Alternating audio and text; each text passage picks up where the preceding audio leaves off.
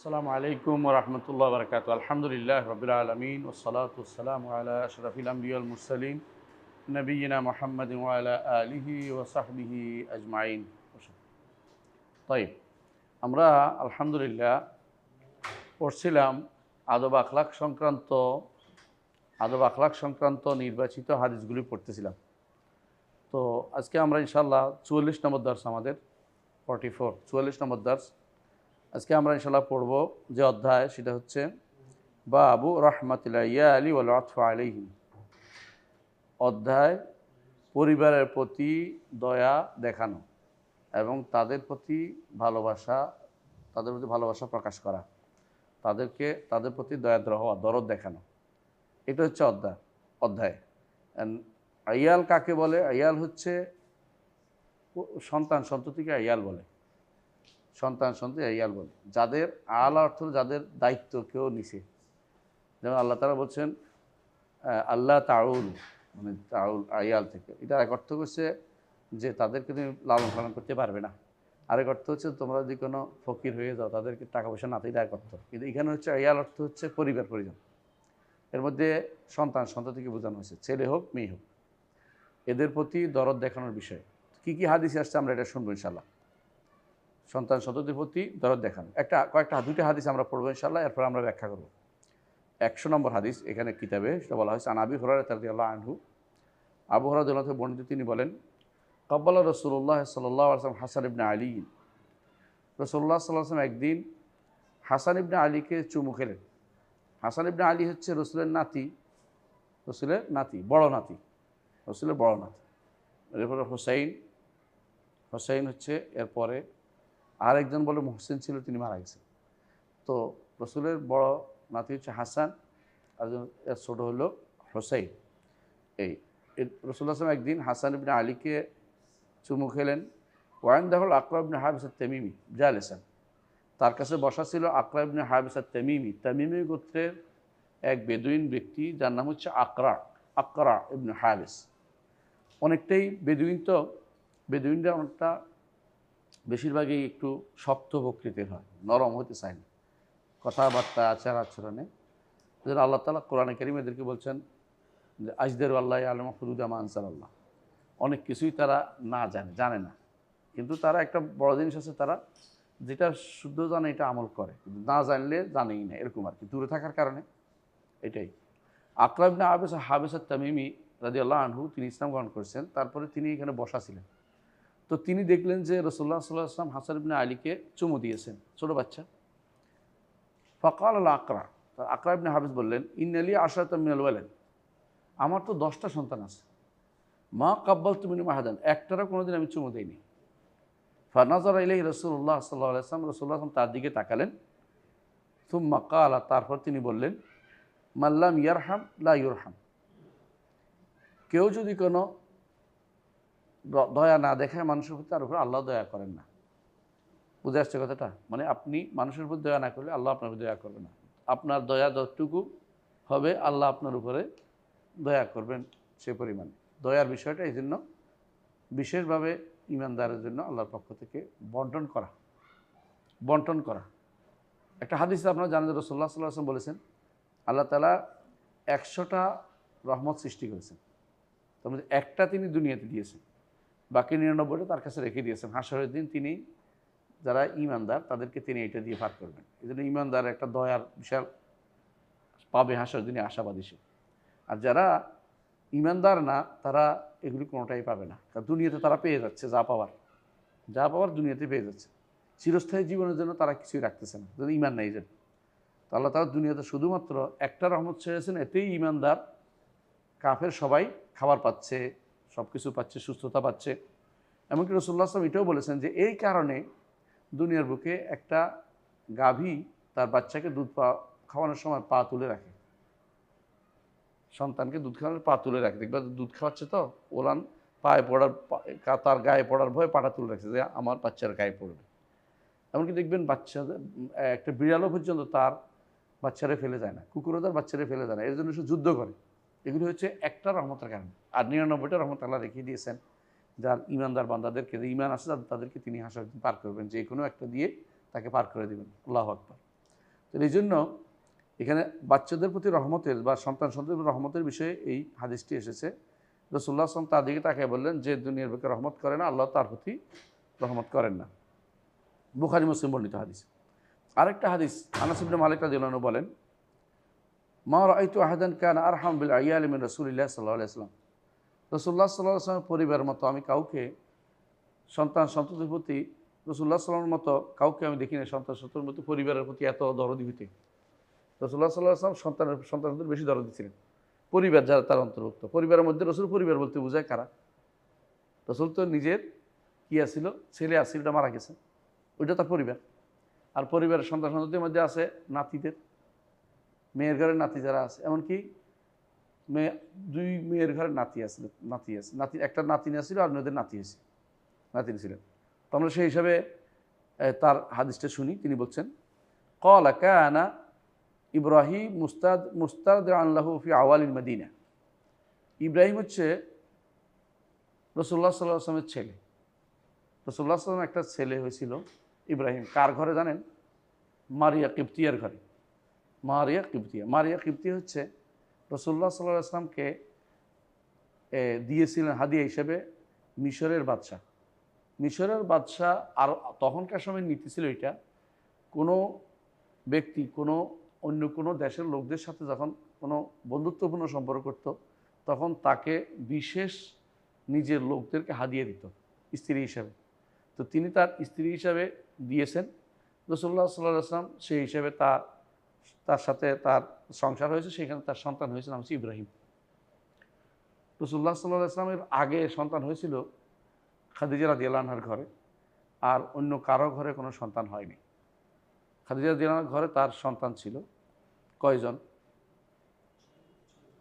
6 জন না 7 জন? 3 জন, 3 ছেলে, তাহলে 7 জন হলো, আর একজন 8 জন। যদি ওই 3 ছেলে শুদ্ধ হয়, কেউ বলছে না আলাদা, তৈয়ব তাহের, একজন কি কাসেম, কেউ বলছে তৈয়ব তাহের একজন। যাই হোক, যদি 7 জন হলে এই রাসূলুল্লাহ শুধু খাদিজার ঘরে সন্তান ছিল, আর হচ্ছে মারিয়া কিবতিয়ার ঘরে। তো মদিনাতে তার একমাত্র সন্তান তৈরি কি হলো? মদিনাতে হয়েছে তো এটা, ওনার নাম ইব্রাহিম। তো ইব্রাহিম তিনি এখানে কান ইব্রাহিম মুস্তারদান লাহু ফি আওয়ালিল মদিনা। তো আরবদের নীতি হচ্ছে সন্তান হলে তারা কি করে, দুধ পান করার জন্য একটু দূরে পাঠায়, নিজের পরিবারের বাইরে। উদ্দেশ্য হচ্ছে সে শক্তিশালী হবে, ফাসাহাত শিখবে, শক্ত হবে, মজবুত হবে। এই জন্য তিনি রাসূলুল্লাহ সাল্লাল্লাহু আলাইহি ওয়াসাল্লাম নিজেও এই নীতি অবলম্বন করেছেন। তিনি তার সন্তানের দুধ পালন করার জন্য পাঠাইছেন এক ব্যক্তির কাছে, যিনি মদিনা আওয়ালিটা হচ্ছে মসজিদ নববীর দক্ষিণ পূর্ব পার্শ্বে হচ্ছে বাকি গোরস্থানের দক্ষিণ পূর্ব পার্শ্বে হচ্ছে আওয়ালি। বুঝতে পারছেন কথাটা? মানে অনেকে বলতে পারেন যে এখান থেকে এই কোনার দিকে হলো আওয়ালিটা, এটা মসজিদ নববী, এই কোনার দিকে আওয়ালিটা। আওয়ালিতে এখানে গাছগাছালি বেশি, মানে নিবিড় ছায়া নিবিড় এলাকা। তো ওই এলাকাতে এক ব্যক্তি থাকতো, তার নাম ছিল আবু সাইফ। সে ছিল হাদ্দাদ মানে হচ্ছে কর্মকার। তো তার ঘরে পাঠাইছে দুধ পান করাতে। রাসূল ওর পয়সা দিতেন তাকে, এজন দুধ পান করাবে। তো রাসূলুল্লাহ সাল্লাল্লাহু আলাইহি ওয়াসাল্লাম কী করছেন এটা বলতেছেন, আওয়ালিতে বুঝছেন। ফাকানা ইয়ানতালিকু নাহনু মাআহু। রাসূল ভালোবাসার কারণে সন্তানের প্রতি যেতেন সেখানে, আমরা তার সাথে যেতাম, রাসূলও যেতেন, আমরাও যেতাম। বোঝা গেল এটা তার একটা নিয়মের। কানা ইয়ানতালিক বললে বা এটা ইস্তেমরারি বোঝায়, মানে সবসময় যেতেন, ওখানে আসা যাওয়া করতেন ওই পরিবারে। ওয়া নাহনু তার সাথে যেতাম। ফায়াদখুল বাইত, তিনি ঘরে যেতেন, ঘরে ঢুকতেন। ওয়া ইন্নাহু লা ইউদ্দাখান, ঘরের ভিতরে ধোঁয়ায় ভর্তি, কারণ কামারের হাঁপারে কি আছে, ধোঁয়া বের হয়, আপনারা জানেন। ওই ধোঁয়াটা খুব কড়া, কারণ লোহার তো ধোঁয়াটা খুব কড়া, চোখে টোকে বাঁধে। তারপরেও ঘর ভর্তি হয়ে যেত ধোঁয়ায়, কিন্তু তিনি এই ধোঁয়াকে অ্যালাউ করেই ভিতরে ঢুকতেন বাচ্চা কোলে নেওয়ার জন্য। এরপরে বলতেছেন বর্ণাকারী, ওয়াকানা রোকাইনান, তার জের অর্থ হচ্ছে যে দুধ বাপকে জের বলে, জের আরবিতে। সে কাইন ছিল হাদ্দাদ ছিল, কর্মকার ছিল। ফাইয়া আখুজ, রসুল ঘরে ঢুকে কী করতেন, বাচ্চারে নিতেন। ফাইয়ুকাব্বিলু, চুমু দিতেন। অন্য বর্ণে আসছে গায়ের সাথে লাগাতেন। তারপর তাকে আবার ফেরত আসতেন, ফেরত আসতেন। কেন রেখে আসতেন? দুধ পান করে বড় করবে এই জন্য। এটা হচ্ছে হাদিসের ঘটনা। এই যে উনি এই ইব্রাহিম, রাসূলুল্লাহ সাল্লাল্লাহু আলাইহি ওয়াসাল্লাম ছেলে ইব্রাহিম 16 মাস জীবিত ছিলেন। 16 মাস, মানে 2 বছর পূর্ণ হয়নি। তো 16 মাস জীবিত ছিলেন। রাসূলুল্লাহ সাল্লাল্লাহু আলাইহি ওয়াসাল্লাম তখন বলছিলেন 16 মাস পরে তিনি মারা গেছেন। রাসূলুল্লাহ সাল্লাল্লাহু আলাইহি ওয়াসাল্লাম বললেন যে আল্লাহ তাআলা জান্নাতে তার জন্য মর্যাদা রেখেছেন, অর্থাৎ দুধ পান করাবেন যাতে করে 2 বছর পূর্ণ হয়। 2 বছর পূর্ণ, এটা রাসূলুল্লাহ সাল্লাল্লাহু আলাইহি ওয়াসাল্লামের জন্য স্পেশাল, তার সম্মানে ইব্রাহিমের জন্য বিশেষ ব্যবস্থাপনা। সবাই তো এরকম না। তো এটা হচ্ছে রাসূলুল্লাহ সাল্লাল্লাহু আলাইহি ওয়াসাল্লামের জন্য, অর্থাৎ এই কাজটা আমরা উদ্দেশ্য এটাই বলার উদ্দেশ্য হাদিসটা হচ্ছে এটা রাসূলুল্লাহ সাল্লাল্লাহু আলাইহি ওয়াসাল্লাম ধোঁয়া পরোয়া না করে, কষ্ট না করে যাইতে যাইয়া, হ্যাঁ, সবচেয়ে আওয়ালি সবচেয়ে কাছের হলো 1 মাইল, অর্থাৎ 1 মাইল মানে 100, এখান থেকে বেশ দূর আছে, কিলো না মানে মাইল। সবচেয়ে কাছে যদি 1 মাইল হয়, এর অর্থ হলো একটু দূরে হলে আর একটু 2-3 মাইল হবে, মানে অনেকটা এখন 2-3 কিলোমিটার 4 কিলোমিটার হবে দূর আছে আওয়ালি, যেখানে উম্মাশরাবিয়া তো উম্মে ইব্রাহিম একটা জায়গা আছে, ওখানে চিনে সবাই। আরেকটা আছে উম্মে ইব্রাহিম থাকতেন তখন ইয়াতে, কোবাতে, এটা একেবারে আরও দূরে। কোবা যে মসজিদটা আছে, মসজিদের অপোজিটে যদি আপনি উত্তর দিকে তাকান তো সেখানে দেখবেন একটা বাগান ঘেরা জায়গা আছে, ওইটাকে বলা হয় উম্মে ইব্রাহিম এখানে থাকতেন। উম্মে ইব্রাহিম মানে কে? মারিয়া কিবতিয়া রাদিয়াল্লাহু আনহা। কেন ওখানে থাকতেন? তিনি ওই মরুভূমি এলাকা পছন্দ করতেন না, তিনি কিছু গাছগাছালা পছন্দ করতেন, কারণ তার মিশরে এই এলাকাটা, তার যে বাড়ি ছিল গাছগাছালি ছিল। মিশরে তিনি শামাউন নামক এক ব্যক্তির ছিলেন, কন্যা ছিলেন। তিনি সেখানে খুব বিখ্যাত পরিবারের সন্তান ছিলেন। এখনও শামউনের বাড়ি নাকি ওখানে আছে, সবাই স্বীকার করে যে এখানে আছে। তো ওটাও কোনো দাসদাসীর পরিবার ছিল না, মানে মিশরের সম্মানিত এলিট শ্রেণীর পরিবারের সন্তান ছিল। তো বাদশাহ বলছে যে আরেক বাদশাহ, রাসূলুল্লাহ সাল্লাল্লাহু আলাইহি ওয়াসাল্লাম তো মদিনার, তাদের তখন বাদশাহ হিসেবে ধরা হতো, তার কাছে হাদিয়া হিসেবে তাকে পাঠিয়েছেন। তখনকার দিনের সম্মানের জন্য এটা তারা করা হতো। আলা কুল্লি হাল, যেটা বলছিলাম যে তো রাসূলুল্লাহ সাল্লাল্লাহু আলাইহি ওয়াসাল্লাম ওখানে গিয়ে তাকে এত কষ্ট করে গিয়ে সন্তানের প্রতি তাদের দরদ এটা তার ছিল, এটা প্রমাণ করলেন। এই হাদিস দ্বারা প্রমাণিত হলো। তো হাদিস দ্বারা আরও যে সমস্ত জিনিস প্রমাণিত, তার মধ্যে হলো বাচ্চাদের প্রতি দরদ করা, এবং রাসূলুল্লাহ সাল্লাল্লাহু আলাইহি ওয়াসাল্লাম বিনয়ী ছিলেন, এবং বিনয় ভালোবাসা দেখানো তো জায়েজ আছে। যে রাসূল দেখাতেন, যে কোলে নিতেন, চুমু দিতেন, রাখতেন, ভালোবাসা দেখানো জায়েজ আছে। আরও প্রমাণিত হলো যে এই যে আবু সাইফ যে মুসলিম ছিল, এটা কোনো প্রমাণ পাওয়া যাচ্ছে না। মুসলিম ধরে নিলাম, মুসলিম যদি নাও হয় তাহলে বোঝা গেল যে যদি ভালো কিছু হয়, ভালো মানুষ হয়, তাহলে তাদের দুধ পান করলে কোনো দোষণীয় না, বোঝা যাচ্ছে কথা, দোষণীয় না। এই জন্য অনেক সময় এই যারা মুসলিমদের মধ্যে যারা আহলে কিতাব বিয়ে করে, তাদের বাচ্চা কাচ্চা তো আহলে কিতাব মেয়েরা দুধ খাওয়ায় বাচ্চাদেরকে, তাহলে এটা তো দোষণীয় না। তাহলে দুধের ব্যাপারে তাহলে এটার ভাগটা করা যাবে না, যেটা মুসলিমের দুধ না কাফেরের দুধ, এটার কোনো অসুবিধা নাই, সমস্যা এটাতে নাই। তবে অবশ্যই এখন যেটা ব্লাড ব্যাংক করছে এটা নিষিদ্ধ। ব্লাড ব্যাংক মানে দুধ রেখে দিচ্ছে, ব্লাড ব্যাংক না, কি বলে এটাকে, মিল্ক ব্যাংক। নিষিদ্ধ কেন? কারণ হচ্ছে এখানে অনেক সময় মাহরামের দুধ থাকতে পারে, মানে নিষিদ্ধ, অথবা এমন দুধ খাইছে পরে ওই পরিবারে বিয়ে করতে পারে, তাহলে তো সে দুধ বোনের বিয়ে হয়ে যাবে, সমস্যা এটা। তো এই জন্য এই জাতীয় দুধ ব্যাংক করা যাবে না, মানে মিল্ক ব্যাংক করা যাবে না। কারণ হচ্ছে তাহলে তো হারামের ভিতরে ঢুকে যাওয়ার সম্ভাবনা রয়েছে, এই জন্য এটা করা যাবে না। কিন্তু সাধারণভাবে এমনি যদি জানা যায় দুধ কে খাওয়াচ্ছে, এটা স্পষ্ট ব্যক্তিগতভাবে, তাহলে এটা কোনো সমস্যা নেই, কারণ জানা পরিবার তো সবাই চিনে কে কার সন্তান কোথায় আছে, তো সেই হিসাবে কোনো সমস্যা নেই। আর রাসূলুল্লাহ সাল্লাল্লাহু আলাইহি ওয়াসাল্লাম এই হাদিস থেকে এটাও পাওয়া গেল যে দাওয়াতের চিন্তা চেতনা সহ বিশাল চিন্তা ভাবনা, কিন্তু সন্তানের চিন্তাও তার ছিল, দুইটা একসাথে। একদিকে দাওয়াত, সারা বিশ্বে দাওয়াত পৌঁছানোর চিন্তা চেতনা, যুদ্ধ, সব কিছু। আরেকদিকে সন্তানের জন্য তার চিন্তার মানে তার দরদের কোনো কমতি হয়নি। এটা একটা গুরুত্বপূর্ণ জিনিস, যে একজন মানুষ তার সর্বদিক খেয়াল করবে, যে একদিকে খেয়াল করবে না যে আমি আমার শুধু দাওয়াত নিয়ে আসি অথবা শুধু সন্তান নিয়ে আসি, তাই না, দুইটাই থাকবে, দুইটা তার জন্য তার প্রোগ্রামে যেন থাকে। আরেকটা জিনিস হচ্ছে সন্ততির প্রতি বা খাদেমদের প্রতি দরদ দেখান। রাসূলুল্লাহ সাল্লাল্লাহু আলাইহি ওয়াসাল্লাম যখন ওখানে যাইতেন, তখন তিনি জোর করে বলতেন না যে এই তুমি কিন্তু এই ধোঁয়া আর দিতে পারবে না, ঝগড়া করতে না, কারণ তিনি জানতেন ওর রিজিক এটার উপরে। খাদেমদের প্রতি দরদ করতেন, তিনি জোর করতেন না যে তুমি এটা বন্ধ করে দাও। সাহাবায়ে কেরাম বলতেন যে রাসূলুল্লাহ সাল্লাল্লাহু আলাইহি ওয়াসাল্লাম আসছে, তুমি একটু বন্ধ করো, তখন বন্ধ করতেন তিনি আগুন, এরা কিন্তু আগুন বন্ধ করতেন না। তো বোঝা গেল তিনিও অত্যন্ত এই ব্যাপারেও ছিলেন যে সাধারণ মানুষের কর্মকাণ্ড থেকে বন্ধ করে দেওয়ার মতো জোর জোরদস্তি রসুল্লাহ আসলাম করতেন না।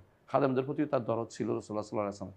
যাক আলাকুল্লাহ আমরা বুঝলাম এই হাদিস থেকে যে রসুল্লাহ আসলাম পরিবারের প্রতি দুটি হাদিস থেকে অত্যন্ত দরদি ছিলেন।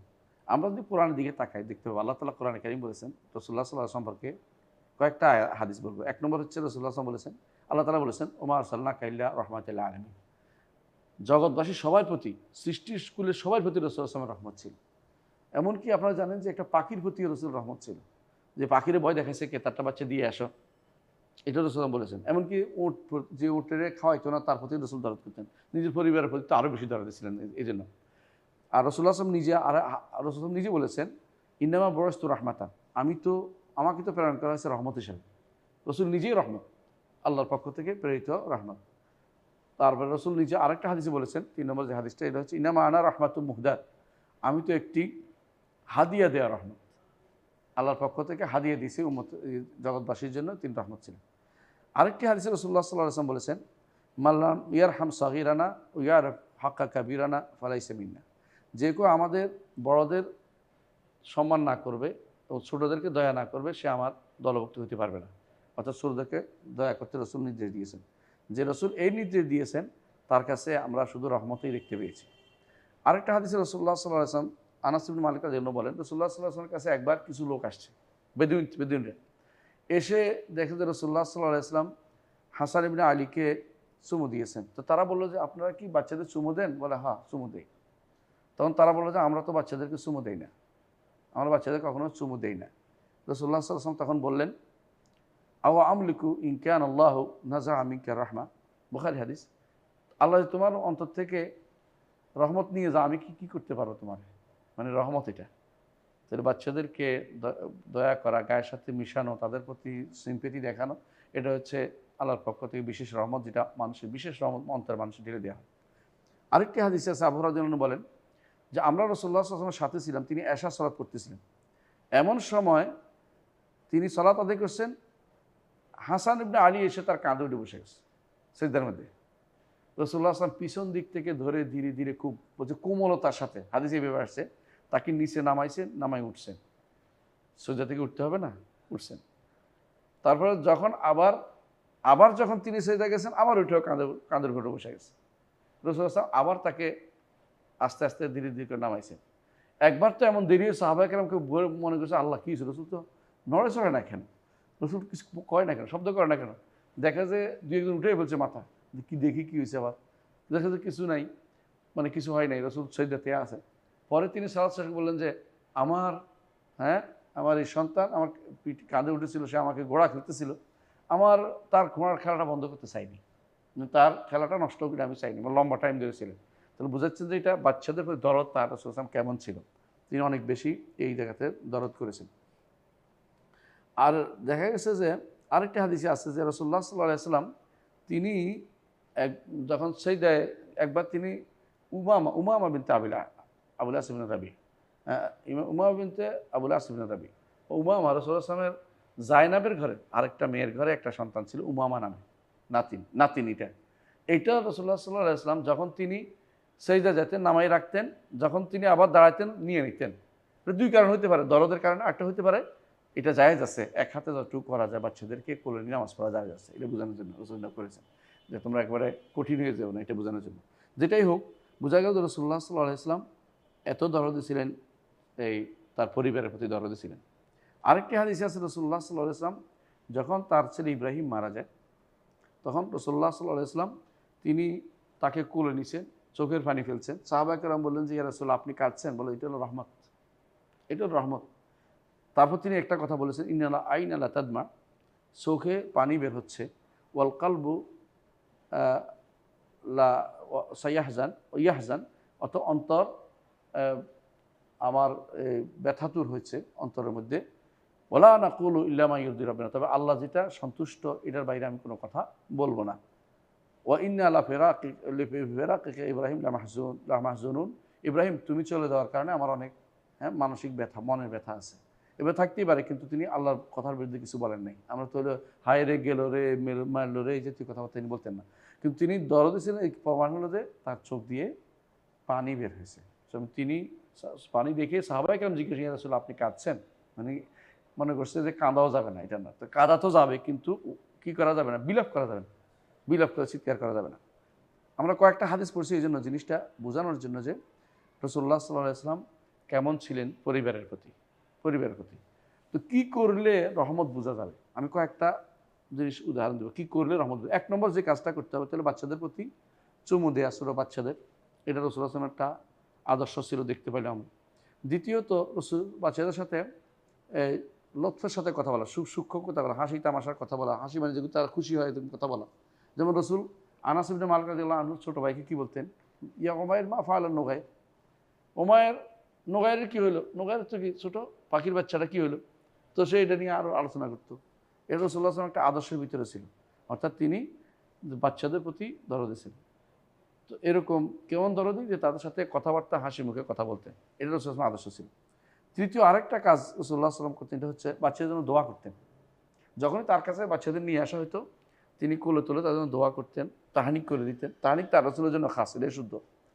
আর কেউ যেন তাহনিক না করায়, কার জন্য দাঁতের ভিতরে কত ময়লা থাকবে, এটা যেন বাচ্চারা না করে।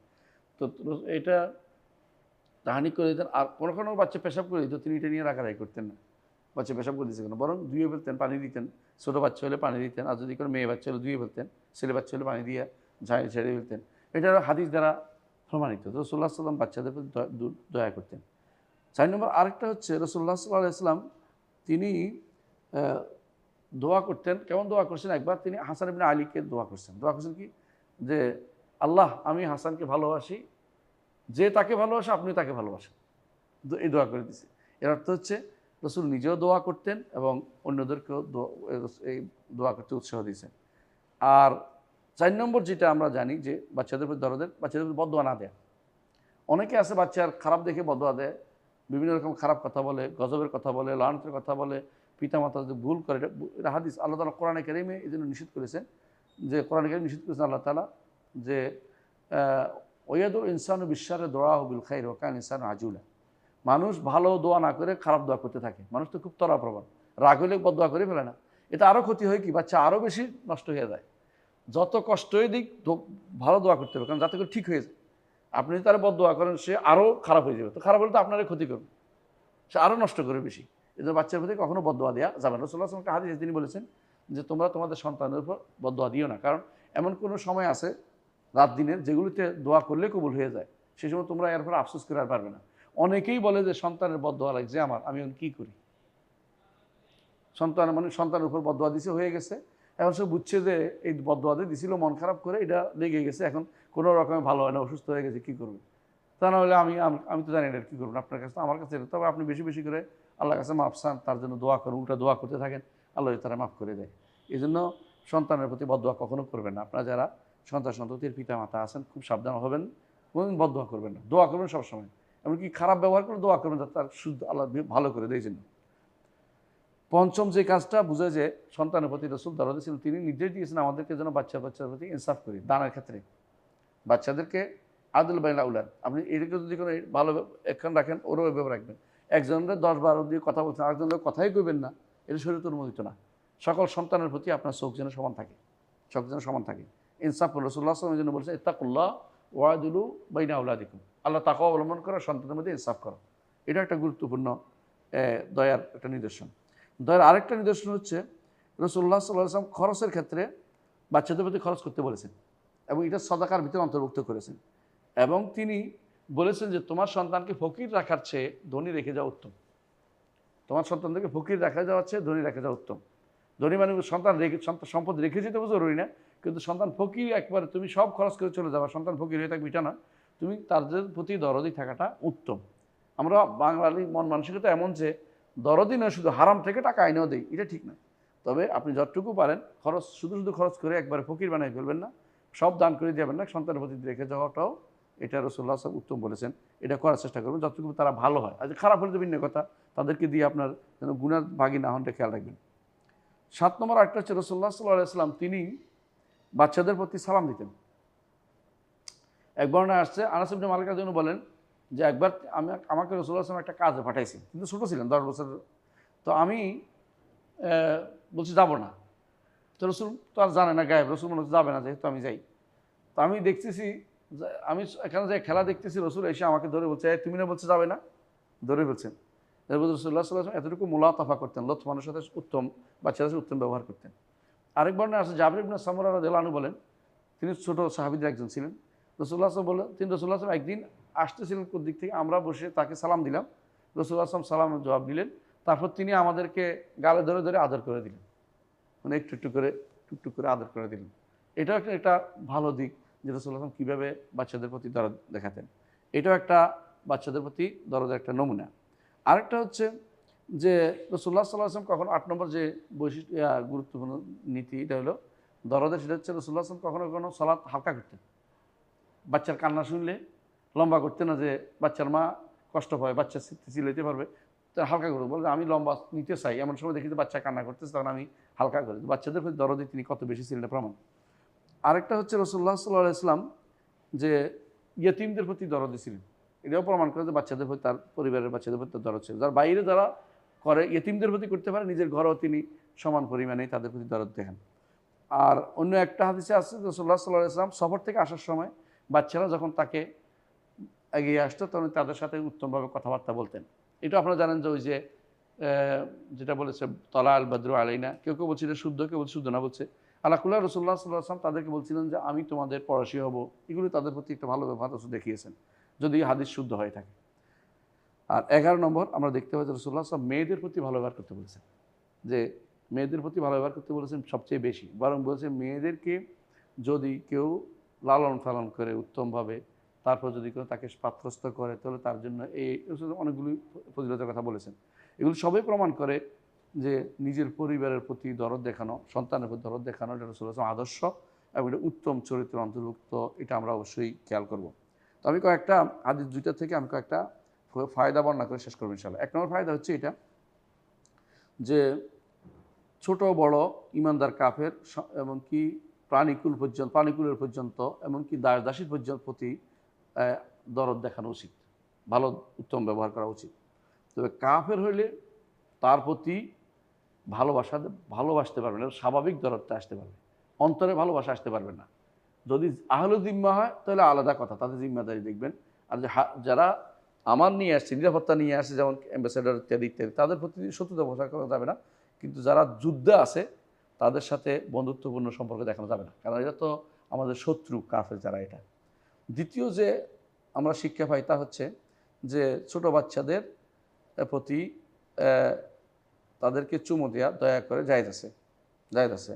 আর তাদের অহংকার করা জায়েজ নেই। তাদেরকে দেখে বাচ্চাদের কাছে কথা বলবো না, তাদের সাথে চলবো না, তাদের যদি কোনো আশেক আছে তাদের সাথে আমার এই বাচ্চার সাথে আমার কী সম্পর্ক, এই জাতীয় কথাবার্তা বললে এটা অহংকার বোঝা যায়, এটা যেন না। তৃতীয়ত রাসূলুল্লাহ সাল্লাল্লাহু আলাইহি ওয়াসাল্লাম আল্লাহর নির্দেশ পালনে বলেছে, আল্লাহর নির্দেশ যারা পালন করে তাদের প্রতি আল্লাহ রহমত করে। বাচ্চাদের প্রতি দরদ করলে আল্লাহ তাদের প্রতি দরদ করবেন। চতুর্থ যেটা হচ্ছে রাসূলুল্লাহ সাল্লাল্লাহু আলাইহি ওয়াসাল্লাম তিনি এই রহমতের কথা করতে বলেছেন এই জন্য, যাতে করে জগতের মধ্যে শক্তিশালী আছে দুর্বল আছে, একে অপরকে শক্তিশালী যদি দুর্বলটা মারতে থাকে তাহলে তো কোনোদিন ভালো হবে না। এই রহমতের নির্দেশনা দিয়েছে যাতে করে একে অপরের প্রতি দরদই হয়, কারো প্রতি কেউ ক্ষতিগ্রস্ত না করে, কেউ কারো ক্ষতি না করে, এবং বড় ছোটোর প্রতি দরদই হয়, এবং এর মাধ্যমে জগৎ সুন্দরভাবে পরিচালিত হবে। আর সর্বশেষ 5 নম্বর যে শিক্ষা, সেটা হচ্ছে যে একজন তার বাচ্চাকে অন্য দ্বারা দুধ পান করানো যাবে।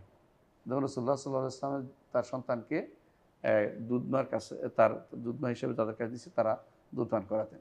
এখনও সেটা হয়। আমার মনে আছে এক মালয়েশিয়া না সিঙ্গাপুরে এক ছিল, আমাদের এক বন্ধু ছিল।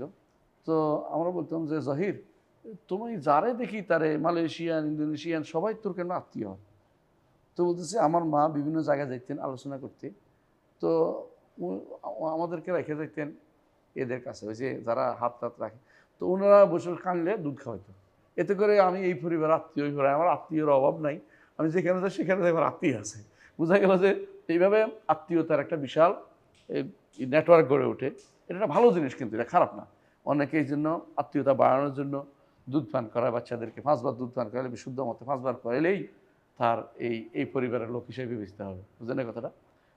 এইটা একটা ভালো জিনিস, যাদের মধ্যে আত্মীয়তা সম্পর্ক আরও প্রগাঢ় হয়, বাচ্চাদের প্রতি দরদ দিয়ে দুধ পান করানো, এগুলিও আলহামদুলিল্লাহ আমাদের আজকে শিক্ষার অন্তর্ভুক্ত। আল্লাহ আমাদের বোঝার তৌফিক দান করুন। সুবহানাকাল্লাহু ওয়া বিহামদিকা আশহাদু আল্লা ইলাহা ইল্লা আনতা আস্তাগফিরুকা ওয়া আতুবু ইলাইক। আসসালামু আলাইকুম ওয়া রাহমাতুল্লাহ।